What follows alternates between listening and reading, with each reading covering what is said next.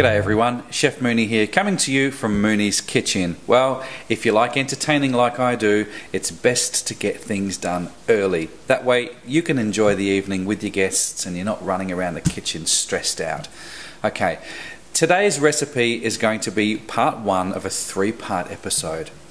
And I'm going to show you three different finger food options that you can give to your guests that are super easy, really quick to make. You can do them up in advance and it gives you that breathing space for everybody to mingle with a glass of champagne while you get the main course ready. So let's get cooking on Mooney's Kitchen and I'll show you the first finger food option on episode 1, which is the beautiful roast beef, mustard and pumpernickel appetizer.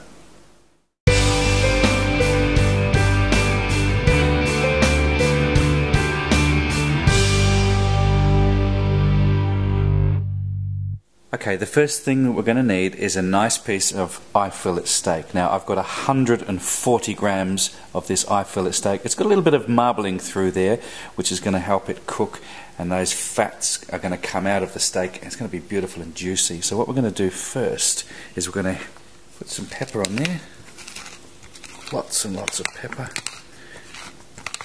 Now I'm putting quite a bit of pepper on the top. You might see that it is quite a bit. But what I'm looking for is that beautiful crunch,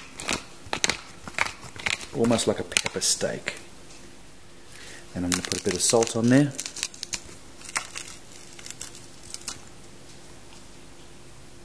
Then I'm going to drizzle just a little bit of olive oil, just to get it going, just a bit.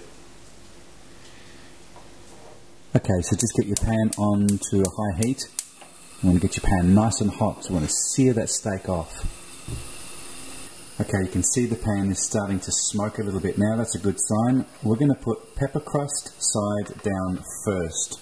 So basically we'll just grab our fillet steak and the side that we have all the peppercorns on, that goes on there first. Alright, you can see the smoke coming off the pan. We just want to turn it down now. The pan is now hot enough, just turned it down. If you leave the pan on too high, you'll end up burning before you're searing, and that's what we don't want. Okay, that's searing nicely now, so we're going to put some peppercorns on this side. Kind of making like a pepper steak, if you like. So this has been cooking for a little bit now, about a minute and a half, 2 minutes. I'm going to put a little bit of olive oil on there, just a little drizzle, just to help it along. Just a little drizzle. Now, of course when you put olive oil on, or any oil, you're going to create smoke.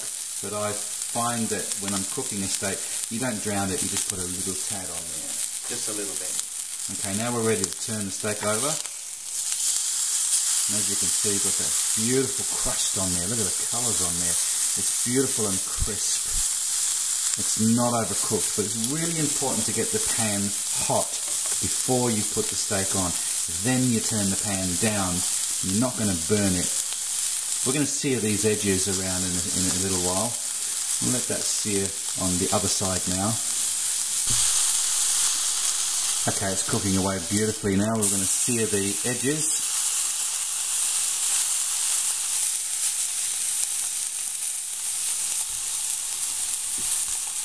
And look at that lovely crunch on there, beautiful and crunchy, and that's what you want.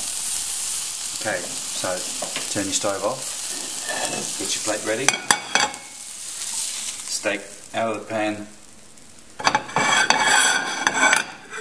onto the plate and let it rest. Okay, now the cream filling to go on top of the pumpernickel bread is really easy. I've got 180 grams of Philadelphia cream cheese. I'm just going to pop that into the bowl, my mixing bowl, and I'm going to add, it's a creamy Dijonnaise. It's actually very good. Just take the top off, I'll show you.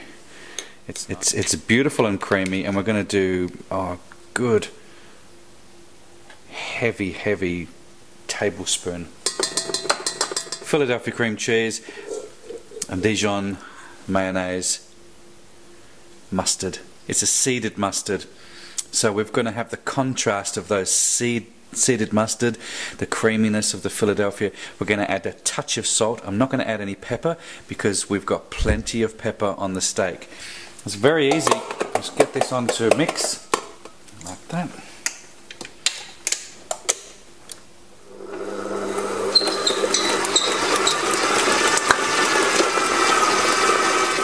We're going to cream this now until it goes nice and soft.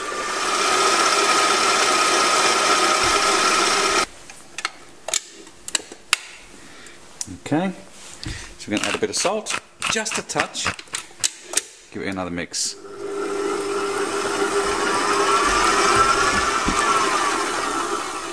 And that's pretty much it. I use a soft beater. This beater is actually quite good because it's got a coating of plastic or rubber on there, so it's not harsh on the bowl, and it also makes it nice and soft. However, if you don't have one of those beaters, you can use a whisk, which will give the same effect, probably a little bit lighter if you use a whisk. Okay, so onto my chopping board, I've got the fillet steak, and using a sharp knife I'm just going to slice down nice and thin as I can get it. And look at that, isn't that beautifully cooked? You don't want it overcooked, it then becomes dry. Just slice it down. I actually changed knives now to a serrated knife. It's going to cut through a little bit easier, and just nice thin strips all the way through. Once your beef has been sliced, your cream filling's already made, you're just going to slice some dill cucumbers for the top as well. But before we do that, this is the pumpernickel bread. You can buy this from your health store. It comes in sheets like this, or it does come in the round ones. I've got the square ones today, or the rectangle ones, and I'm just going to cut these into I guess we're just going to cut, I don't want to make them too small, I'm just going to cut them into 4. You got that nice rustic bread.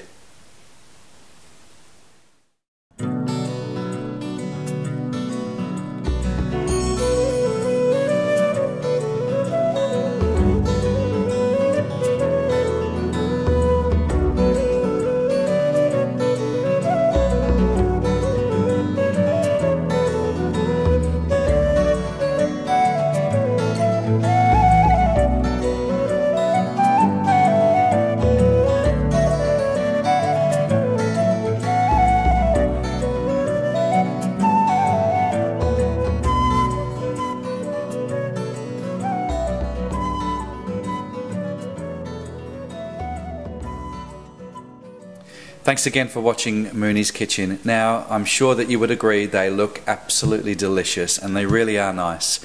It's something light. You don't want to give your guests heavy things when they first arrive. Otherwise, they'll sit down and they'll probably feel a bit full before they have their main course. That's what we don't want. Nice glass of champagne, a few of these nibblies. Now, stay tuned for episode number 2 and 3 coming soon. Until next time, see ya.